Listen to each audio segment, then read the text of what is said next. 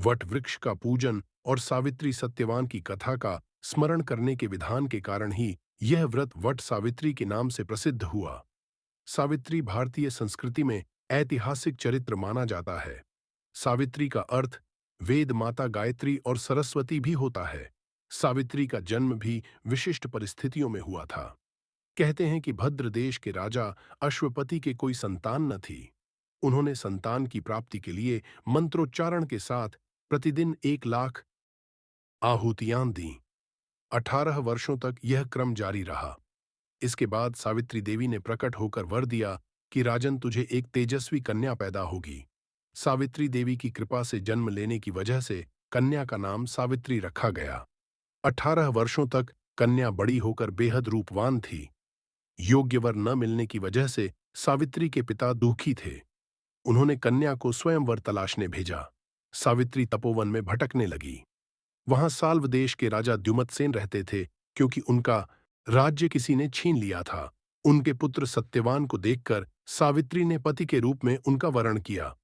कहते हैं कि साल्व देश पूर्वी राजस्थान या अलवर अंचल के इर्द गिर्द था। सत्यवान अल्पायु थे।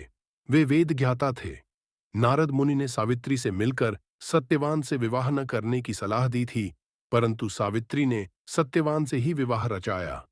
पति की मृत्यु की तिथि में जब कुछ ही दिन शेष रह गए, तब सावित्री ने घोर तपस्या की थी, जिसका फल उन्हें बाद में मिला था। जब सत्यवान की मृत्यु का समय आया, सावित्री ने 3 दिन का उपवास रखा। सत्यवान की मृत्यु के दिन वह उसके साथ जंगल गई और सत्यवान की मृत्यु हो गई। सावित्री ने यमराज का पीछा किया और अपने दृढ़ निश्चय और प्रेम से प्रभावित करके यमराज से 3 वरदान प्राप्त किए। पहले वरदान में उसने अपने ससुराल वालों के राज्य की वापसी मांगी, दूसरे में अपने पिता के लिए एक पुत्र और तीसरे में अपने लिए संतान मांगी। यमराज ने वरदान स्वीकार किए और सत्यवान को जीवन दान दिया। सावित्री वट वृक्ष के पास लौट आई और सत्यवान जीवित हो गया। इस घटना के बाद महिलाएं वट सावित्री व्रत रखती हैं और वट वृक्ष की पूजा करती हैं, ताकि उनके पति की आयु लंबी हो और उनका वैवाहिक जीवन सुखी बना रहे। कई बार पूजा पाठ के दिन पीरियड्स आ जाते हैं। ऐसे में उपवास रखें या नहीं, इससे पूर्ण फल मिलेगा या नहीं, जैसे कई सवाल महिलाओं के मन में उठते हैं। ऐसे में आइए आपको बताते हैं, मासिक धर्म के दौरान वट सावित्री का व्रत करें या नहीं। मासिक धर्म के दौरान सुहागिन स्त्रियां वट सावित्री का व्रत कर सकती हैं। इस दिन सुबह स्नान करके 16 श्रृंगार करके महिलाएं भगवान को प्रणाम करें। लेकिन आप इस दौरान पूजा की सामग्री को न छुएं, बल्कि आप पूजा की सामग्री किसी और व्रती महिला को दे दीजिए और उनके साथ कथा सुन सकती हैं। पूजा की विधि: पूजा स्थल पर पहले रंगोली बना लें, उसके बाद अपनी पूजा की सामग्री वहां रखें। अपने पूजा स्थल पर एक चौकी पर लाल रंग का कपड़ा बिछाकर उस पर लक्ष्मी नारायण और शिव पार्वती की प्रतिमा या मूर्ति स्थापित करें। पूजा स्थल पर तुलसी का पौधा रखें। सबसे पहले गणेश जी और माता गौरी की पूजा करें। तत्पश्चात बरगद के वृक्ष की पूजा करें। वट सावित्री व्रत सौभाग्य को देने वाला और संतान की प्राप्ति में सहायता देने वाला व्रत माना गया है। भारतीय संस्कृति में यह व्रत आदर्श नारीत्व का प्रतीक बन चुका है। इस व्रत की तिथि को लेकर भिन्न मत हैं। स्कंद पुराण तथा भविष्योत्तर पुराण के अनुसार ज्येष्ठ मास के शुक्ल पक्ष की पूर्णिमा को यह व्रत करने का विधान है। वहीं निर्णयामृत आदि के अनुसार ज्येष्ठ मास की अमावस्या को व्रत करने की बात कही गई है। हर साल ज्येष्ठ मास की अमावस्या तिथि पर वट सावित्री व्रत रखा जाता है। इस बार ज्येष्ठ माह की अमावस्या तिथि 26 मई को दिन में 12:11 पर शुरू हो रही है। इसका समापन 27 मई को सुबह 8:31 पर होगा। ऐसे में 26 मई 2025 को वट सावित्री का पर्व मनाया जाएगा।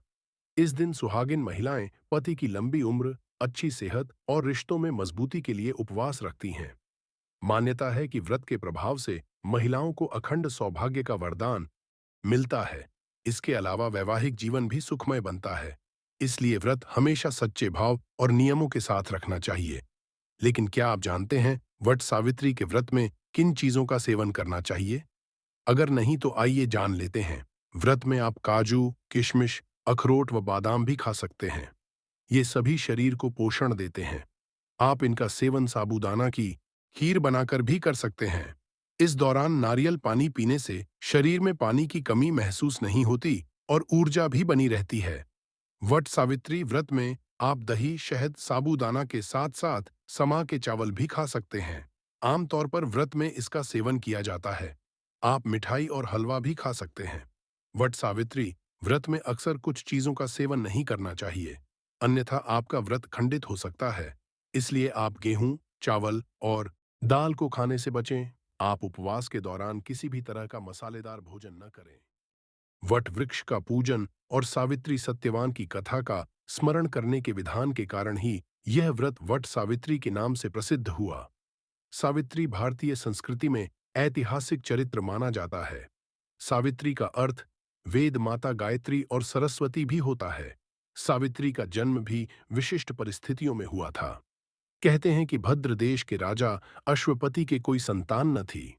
उन्होंने संतान की प्राप्ति के लिए मंत्रोच्चारण के साथ प्रतिदिन 1 लाख आहुतियां दीं। 18 वर्षों तक यह क्रम जारी रहा। इसके बाद सावित्री देवी ने प्रकट होकर वर दिया कि राजन, तुझे एक तेजस्वी कन्या पैदा होगी। सावित्री देवी की कृपा से जन्म लेने की वजह से कन्या का नाम सावित्री रखा गया। 18 वर्षों तक कन्या बड़ी होकर बेहद रूपवान थी। योग्य वर न मिलने की वजह से सावित्री के पिता दुखी थे। उन्होंने कन्या को स्वयंवर तलाशने भेजा। सावित्री तपोवन में भटकने लगी। वहां साल्व देश के राजा द्युमत्सेन रहते थे, क्योंकि उनका राज्य किसी ने छीन लिया था। उनके पुत्र सत्यवान को देखकर सावित्री ने पति के रूप में उनका वरण किया।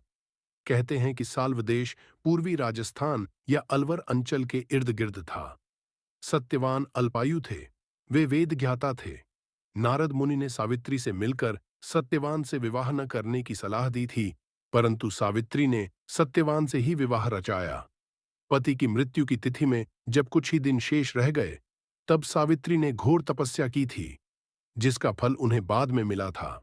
जब सत्यवान की मृत्यु का समय आया, सावित्री ने 3 दिन का उपवास रखा। सत्यवान की मृत्यु के दिन वह उसके साथ जंगल गई और सत्यवान की मृत्यु हो गई।